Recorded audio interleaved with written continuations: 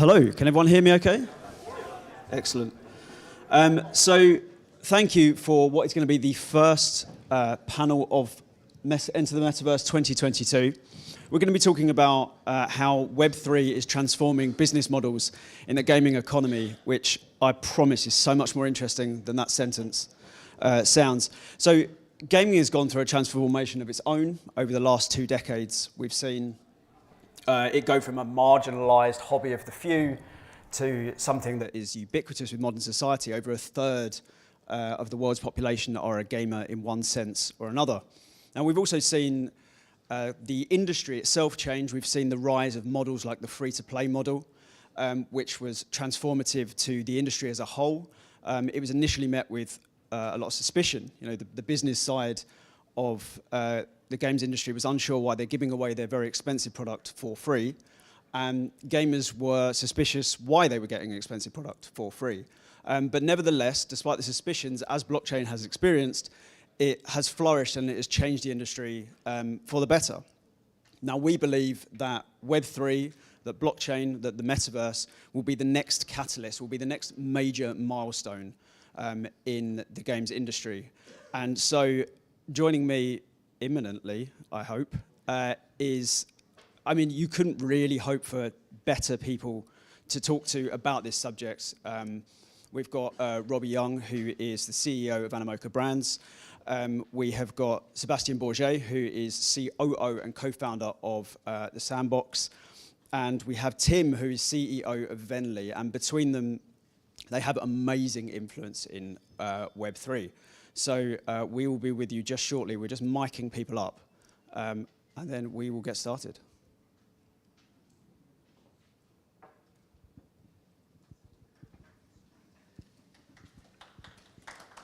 Yeah.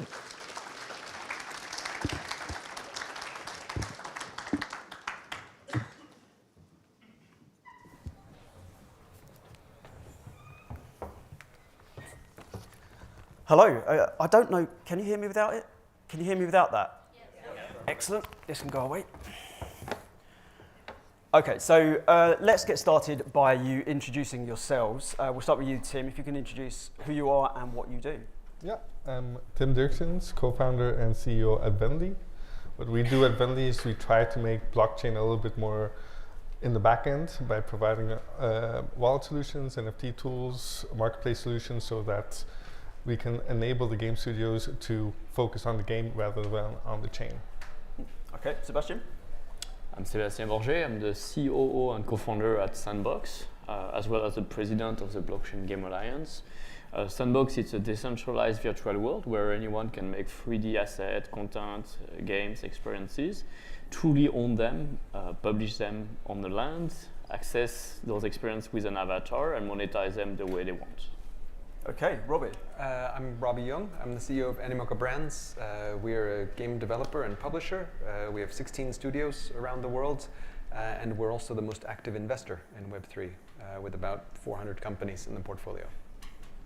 Okay, so I think we should start with the fundamentals. We all work, the common strand between everything we all do is blockchain within gaming. Now, we obviously see value in blockchain in gaming. So let's start, Sebastien, if I could start with you, what do you see blockchain adding to the games industry?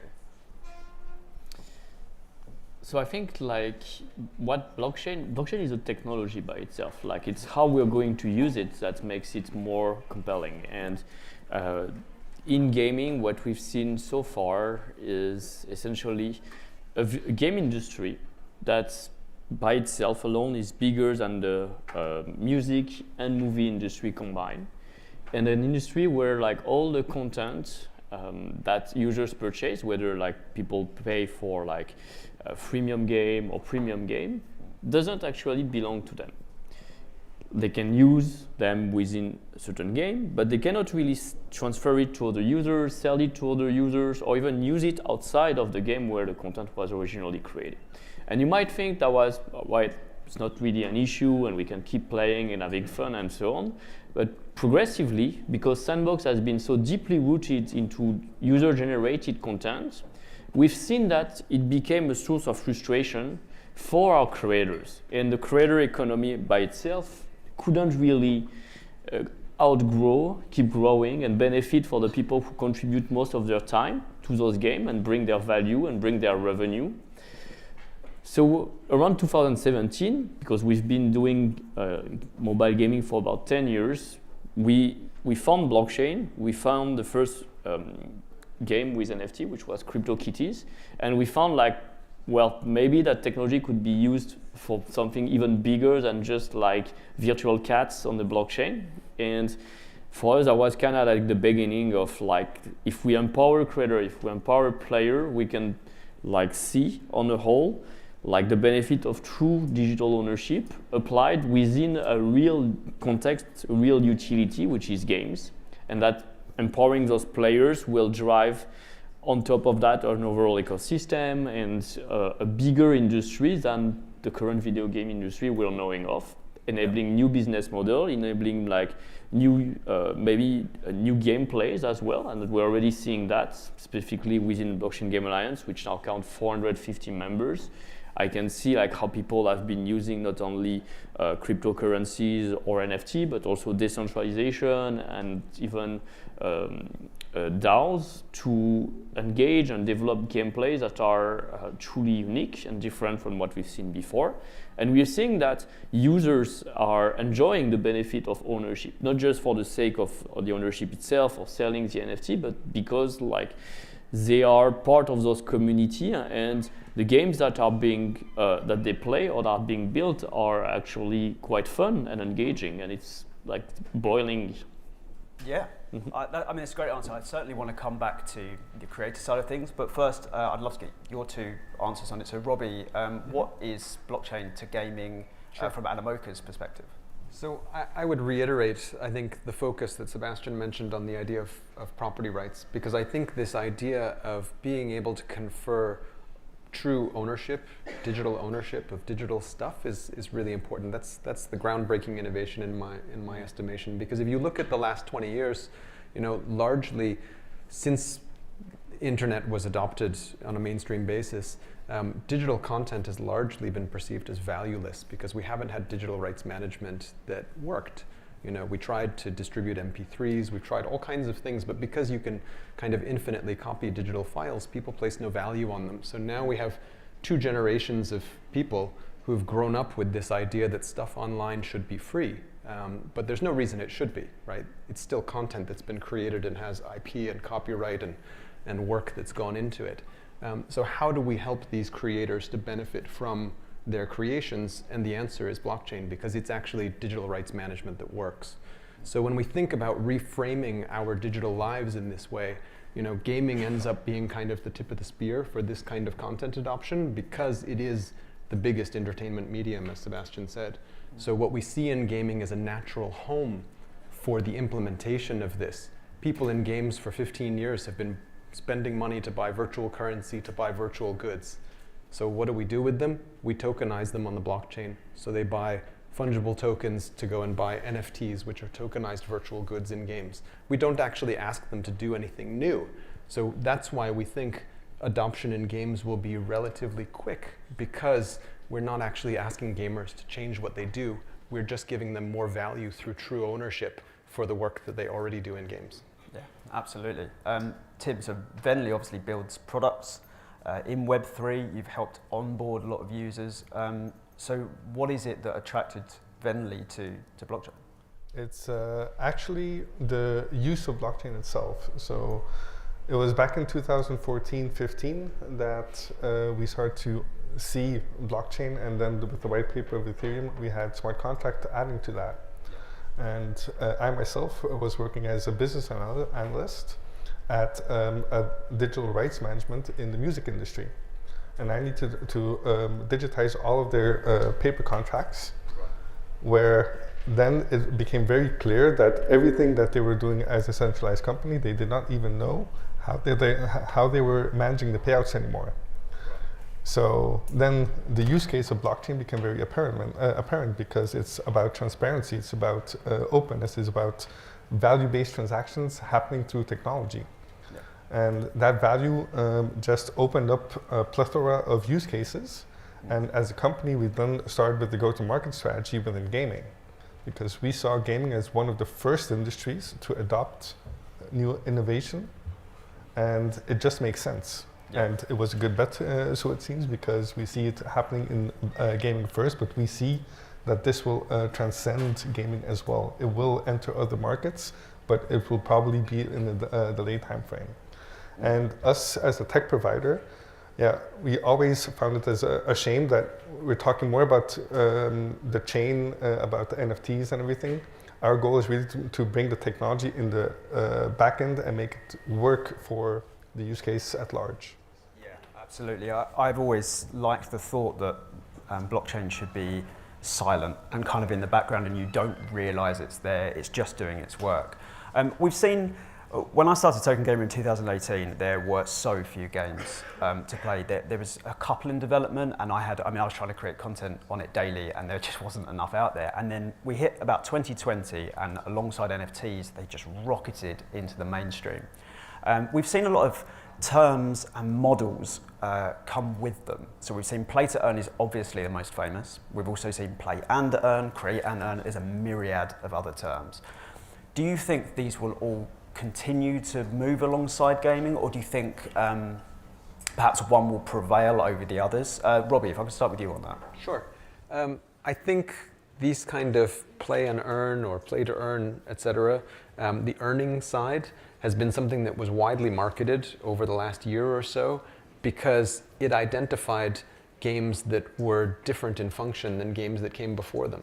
Because every game up until 2 years ago, 3 years ago, essentially was, a piece of content which you put money into, and nothing ever comes back because that's how games work. And now you have the opportunity to have something back. Whether it's more than what you put in is irrelevant. But the fact is that the structure exists for you to get something back when you sell your digital goods. And so as a result, I think a lot of people who were putting out games in that period of time marketed that feature because it was a clear differentiator. Yep. Yeah, that makes sense. Tim, what are your thoughts on play to earn, play and earn, and the other terms? I have to concur with Robbie over here. Yeah. Yeah, it's they will exist. They will continue to exist. I think they will also grow within the industry because it does show the value of blockchain itself. Yeah. So they will continue onwards. Yeah, I hope they're not quite as much of a focus as they've been, because although they were or are the USP at the moment, they should just move to the side a little bit. Sebastian, you've got anything to add on that? I think the emphasis has been definitely put maybe a little bit too much on the earn side to attract a new category of gamers, and also try to appeal to existing gamers towards the financialization of assets, but within concrete use case. You don't just buy NFTs and wait for them to grow of value on their own, but you have to actively play and complete certain action, whether it's learning, creating, battling your NFT, upgrading them, and so on, to generate other tokens that could have value or direct revenue. And that itself has proven to attract millions of users and given rise to games like Axie Infinity have benefited a lot, and alongside the development of an ecosystem of guilds and more. That was probably an important step. I don't think that was the final model of it, because we're still early on and we're experimenting toward what is the exact industry model. I think what was a bit forgotten in the middle was what's the goal of a game? It's still an entertainment product at the end of the day. People should come first for the fun, for the socialization, and enjoy the benefit of ownership and revenue afterwards, rather than shifting around the value. But like Robbie said, they needed also to emphasize a differentiator, some ways to attract and market the product differently. I think today, the impact of those worlds is probably less and less relevant, and that's why we're starting to see that narrative disappear. And within Metaverse, people don't really talk about all the different kind of activities you can do to earn. We just say the Metaverse offers plenty of job opportunities, in real life, and from the value of how people are going to spend their time leveraging the asset they own, their avatar, their land, etc. They would potentially earn a revenue, and that is the true promise here of using blockchain technology as the underlying structure of it all. Yeah, that makes sense. It feels like a lot. What we're touching on a lot here is how blockchain empowers the players. I think in the introduction on the website to this panel, we talk about empowering the gamers, empowering developers, and empowering publishers. Tim, I'd like to start with you. What do you see as the area of blockchain that is the most empowering to these different groups? Because obviously, what benefits the players may not necessarily benefit the developers and so on. Well, it depends on how they develop their use case and their business structure, I would say. If you're developing a game and you're creating value for the players, and the players can derive value and they can bring that back into the game, I think it would still make sense. It's creating a peer-to-peer economy, and if that's a strong peer-to-peer economy that can exist within and outside of the game, that can really transcend the gameplay itself. Yeah, and that empowers everyone involved, really. Exactly, and it's not just empowering the game studio; it's empowering the creators, it's empowering the gamers itself. But you can also make sure that the developer playing the game or the developer creating the game, instead of just like the artist, can be part of that ecosystem. So you can create different types of archetypes within the stakeholder industry. Yeah, absolutely. Inside of the game. Yeah. So, Sebastian, what do you think on that? It's definitely a new paradigm shift here, and it's not inherent that game designers and the economy designers have been building those games for many years in free-to-play or premium, understand well at the beginning the idea of like, now I'm going to co-create with a community of players. I'm going to involve them into the design process and make them active stakeholders of that economy.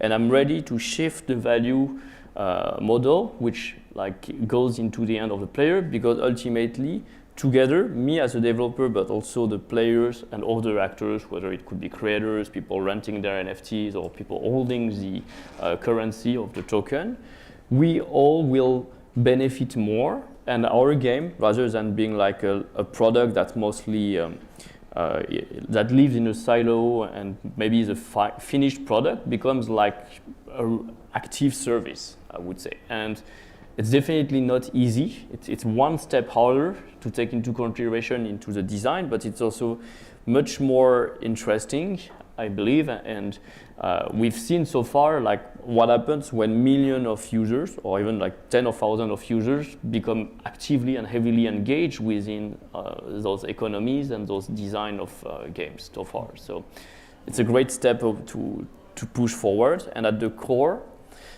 those designers, they need to believe, and they need to want to like share the value with like the users. That should be the beginning of it all. Yeah, it's strange. It almost follows a path we've been taking in terms of the publishers. The selling of a game was always, you kind of front-loaded the profits, didn't you? You would go into a shop and you would buy a game for £40, and that's the end of the transaction. Whereas now we moved to the free-to-play model, where microtransactions enriched how the sort of profit flow came in, and this feels now like the sort of next step. Robbie, what do you think about the empowerment of the players, developers, publishers? Sure. I think the most important thing is that the idea of Web3 and the metaverse generally is this idea of interoperability and sharing of content across different, what used to be siloed game experiences. And once you start to share content that, like if I tokenize my content as NFTs and I can use it in my game, and then I make them interoperable with the sandbox so I can use them in sandbox, et cetera, this actually creates a network effect, because the more widely my NFTs can be used, the more utility they have, the more value is created in those NFTs. And at the same time, it helps to cross-pollinate audiences between different environments. So there is a net benefit to interoperability and sharing across the ecosystem, and I think that's actually the massive milestone when it comes to content, because that actually creates value for all the players, but also all the game developers, because if they promote interoperability and make their environments interoperable with other people's NFT projects, it's a great way for them to onboard users too. rather than having to build in silos and compete with each other for user acquisition. Because at the end of the day, the only people who benefit from that are advertising platforms where we all go and spend our money to acquire users. Yeah. So if you look at gaming, this year gaming will do about $220 billion, $210 billion worth of revenue. We're spending $112 billion on user acquisition. Yeah, it's crazy. And all that mostly goes to Google and Apple and Facebook. It does seem to spread it out much more evenly. Yes. And we've touched on this a few times already, but it's something I want to come back to. One of the most exciting areas of blockchain gaming for me is creator economy, is the way creators are empowered and enriched genuinely. So at the moment we see content creators have become almost the tastemakers. So if they're YouTubers or Twitch streamers, they are the tastemakers, and they changed how marketing games was done. But I can imagine that in the next few years, it's only going to continue the same trend. And they are only a portion of the creators. We also have people who create skins, private servers like Grand Theft Auto 5 has a very popular private server scene, models, maps, there's an infinite list. So how does blockchain move the money more to these creators? I don't want to name any games, but there's games that encourage you to create within their game. They become very successful doing that, and they don't really reward the creator in any meaningful way. Robbie, if I could start with you on that. Sure. I think in the history of gaming, there have always been some of the most popular parts of games have been the mods, meaning the content that's created by users.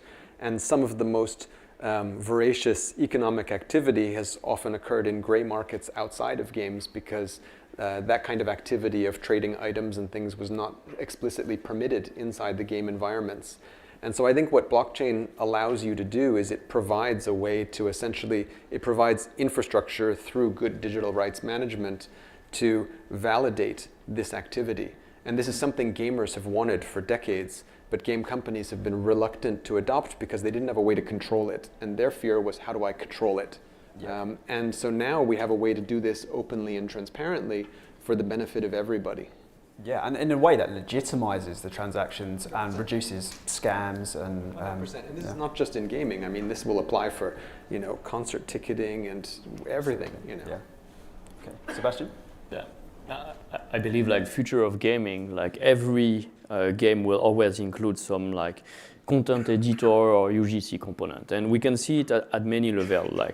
Players who love a game want also to contribute, building their content, building their levels. We have all the content creator economy around streamers, influencer, and now we also see other layers of discovery and usage of assets around guilds and so on. And all of those, they contribute definitely toward the success of game. And some of those successful games, we can mention Minecraft, which had been acquired in 2014 by Microsoft for $2.5 billion. The success of Minecraft is heavily, if not 99% from the community. Guess how much the community received in cash from that transaction, from this acquisition by Microsoft? Probably close to zero. Yeah. Similarly, you see Roblox, companies that's heavily also promoting user-generated content. They went listing on an IPO this year. Their market cap went north of 600 million, if I'm correct. Mm-hmm. Well, I think at the end of the day, the creator received maybe 1%, when you look at the number of how much it's distributed to creator and so on. So it's quite unfair in nature, to have such a great amount of people who, and content and creativity that's boiling up and contribute to the success of a game, both from the virality of it, the discovery and the content, and at the same time to feel those are not those users who benefit at least in a fair way, if not in all the way, toward the values that generated. It's almost if we were to compare games to nations, you asked all citizens to work, and there's only one guy at the top who takes all the money produced by that. That's so unfair. And I think providing decentralization, providing the possibility for users for owning their data and the freedom to enjoy it, of transferring that data from one place to another, selling it and so on, and meaning through blockchain technology, is essential to finally have a more fair approach, more fair distribution of value within that whole ecosystem of like creators, streamers, influencers, guilds, and will pave the way toward like the next generation of game. And the first product and game pioneering here who understand that at the core and have like products that are as fun as the existing product will be the top winner in that direction. Yeah, absolutely. And some of the creations by the communities are become, you know, the iconic parts of these games, and it dates all the way back to, you know, as Robbie said about mods. You know, Counter-Strike was a mod for Half-Life, and we've seen it throughout the years. And I know a lot of the most famous Minecraft servers are community run, and with financial incentives will come. I mean, we can't even imagine what the communities will build once there's actually some incentive there. Because right now, really, it's just the sort of the social clout that you would get from it. Tim, what are your thoughts? If you look at, again, the nature of blockchain is creating that value decentralized. And if you have platforms like Sandbox, you're still creating a platform where you're developing the rules of the game. And the rules of the game here is really to listen and to see, okay, we understand that everybody that is participating to get assets as value and to participate in value-based transactions with each other. That is a nature where you can see it is creating value for everyone. Yep.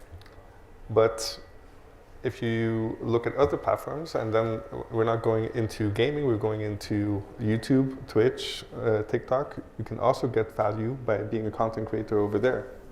They just define their own rules, and everything that's happening over there is a little bit more hidden. If you wouldn't, yeah, go ahead. Sorry, I was going to say one thing that is important to emphasize also is openness generally, because what we're talking about are open platforms and open assets. And so I think as a creator, if I'm thinking about investing my time in creating content, I do it, number one, because I love it and it's my passion. But number two, I feel much more comfortable if I can do it in an environment where I know that it's not going to get arbitrarily shut down by somebody else because they just, you know, don't like my activity. And in this case, we have the payment methods built in. Everything is built into the way the technology works to support creators engaging in that activity. Yeah, absolutely. I think there's one cog that sort of runs alongside content creation in the gaming wheel, and that is esports. I think it's almost underappreciated how important blockchain can be to esports. Tim, I was wondering if I could get your thoughts on that. What we see happening with esports is when they're dealing with NFTs, when they're coming into it, it's really about fan engagement, when we're having a conversation.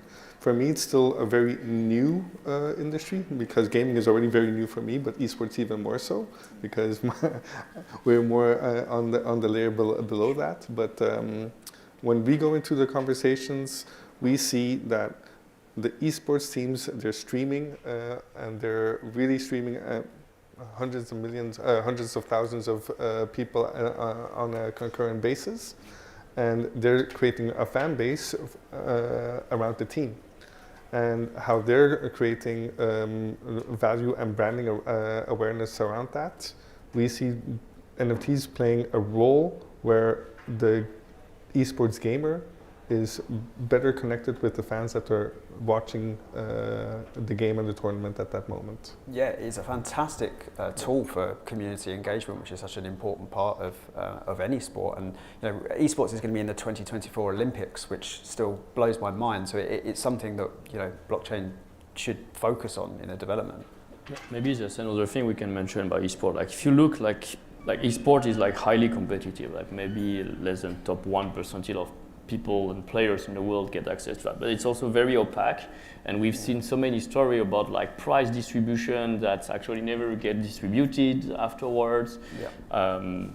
And the fact that only the top players make a revenue and all the rest is like supported by sponsors themselves. So there's a couple of projects that been pushing toward like more transparency and more decentralization of like organization of tournaments, like community gaming, or even the management of esports team, like Heroes, for example, which is based on like NFT collection. I think it is one thing that we need to keep pushing forward for the benefit.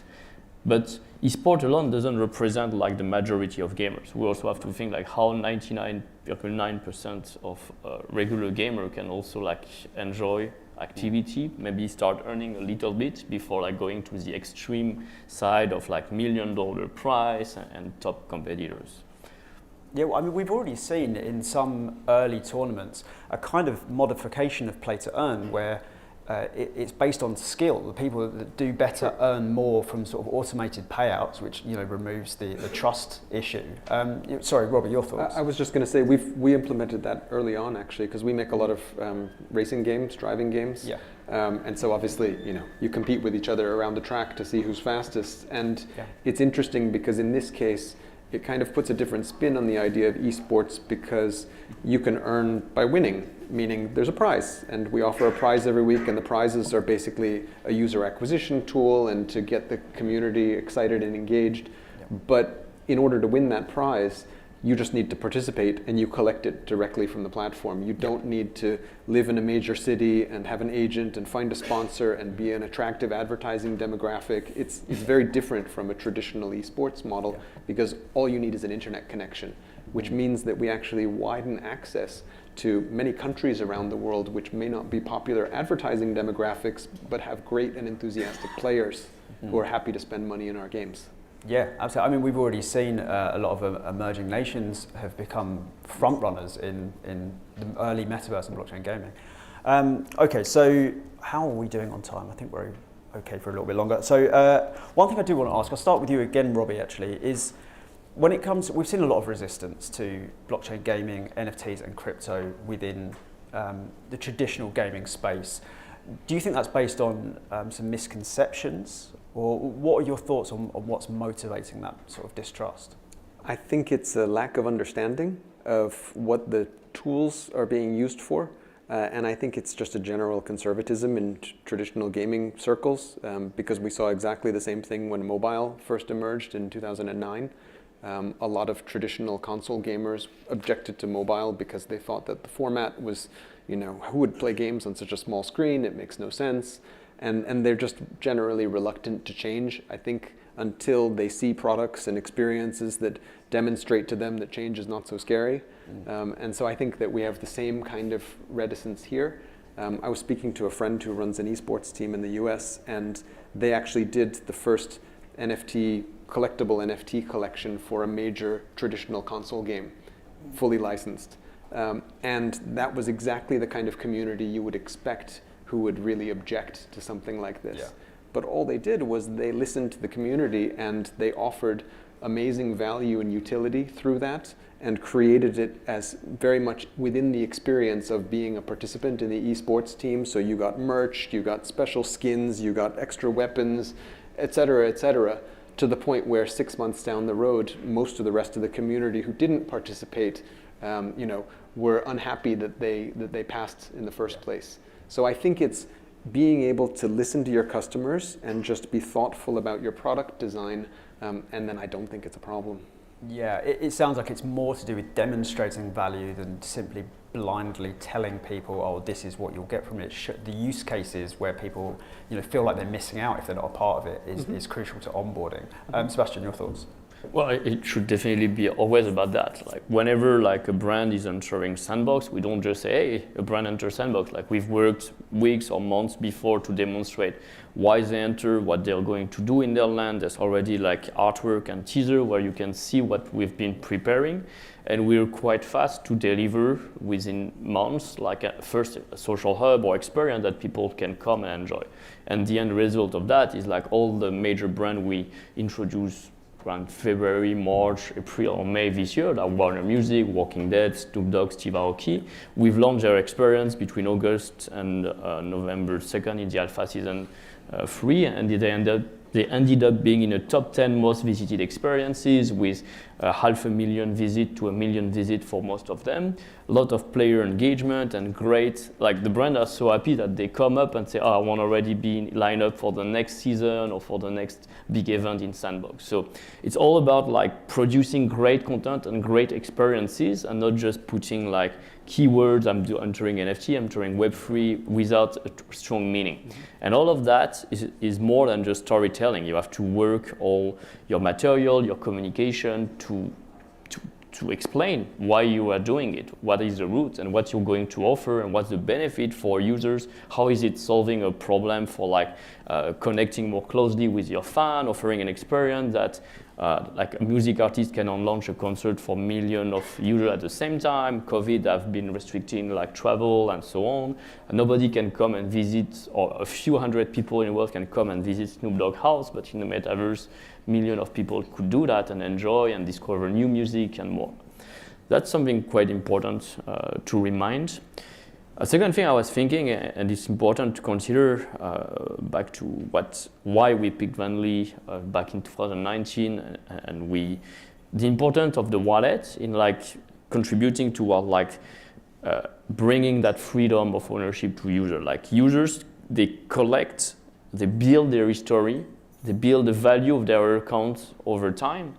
It grows up, and then they have more and more power where they choose to play, where they choose to engage, and so on. So it's, I think like it's really important to also see like opening a wallet and using a wallet across multiple games. It's almost like starting day one with a bank account in life and progressively starting to save and so on. It adds to your reputation. It adds to how like the games are going to care, because like you've shown that you build up great skill, great content, and it's your way as a user as well to like that digital freedom and more. And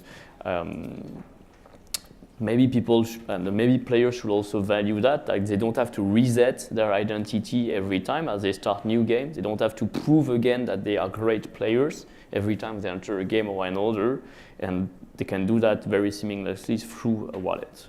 Yeah, I think reducing that friction of bringing players on is certainly important. Do you have anything to add to that, Tim? Actually, what was your original question? The original question was about misconceptions around blockchain and what is the gap between getting people on board? The misconception for me is still we're putting the cart in front of the horse. But we're seeing the interesting games coming up, and we're developing the opportunity to use blockchain in the right way. And we see companies like the Sandbox are doing it the right way, where they understand the value of using the technology rather than misusing the technology. And everything that we're building with Web3, all of us are here because we understand that value, or most of us here in the room understand the value. But it is where we're building the opportunity because there was a real world problem that existed of mismanaging assets, mismanaging money, and that still hasn't gone away today, right? We also have seen it misused in exchanges, unfortunately, a couple of weeks ago. And that's, in my opinion, a good and a bad thing. Because it happened in the crypto space, but it happened in a way where you can say you're not using blockchain as it was designed to do. Yeah. Absolutely. Are we okay to? Yeah, okay. That's a clear indicator. Can we do some audience questions? Have we got time for that? No. Okay.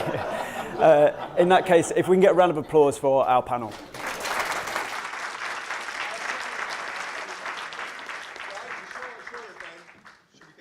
Questions? Couple of questions? Yeah. Energy? Yeah. That's not very enthusiastic. Sorry, folks. You do better than that? No questions? We'll take one question. How's that? One question? Who's got a question? I saw this man's hand go up. Oh, the question is, did you see that? No, I didn't.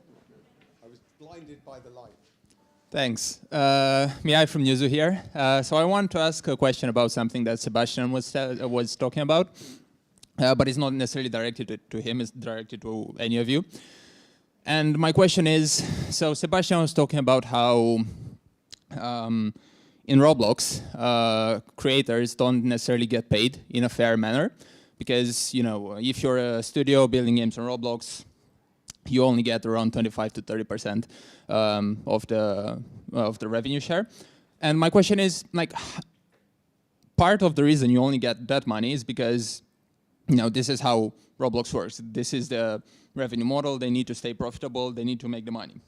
Like, how are you planning to pay most creators a lot of money in a sustainable way in the sandbox, for instance? It's a very fair question indeed. Like Roblox is paying like servers and so on. In the case of sandbox, and because like we're pushing for decentralization and we're leveraging NFTs, like the revenue model is like driving not just for like trying to sell the content once and growth up most of the revenue at the beginning, but it's because like we encourage that creator economy to become more and more circular, and by taking transaction fees, royalties, 5% every time that users buy and sell from each other. And we believe like in a thriving creator economy, like when creators are successful, they have their community, they have their audience buying their items. It's better to take a smaller portion, just 5% on every of those transactions, and work with the creator to grow the value of their content rather than an approach where we maximize only at the beginning. And we've seen successfully the model of royalties being applied and grossing more value over time, as both the platform and the creator and the users are contributing to generate that long-term value by driving more engagement, having activities, physical events or virtual events, sometimes like physical merchandising as well. All of that is being accounted for the creators too. Good stuff. Thanks, guys. Big warm round of applause for the panel here, please. Thank you.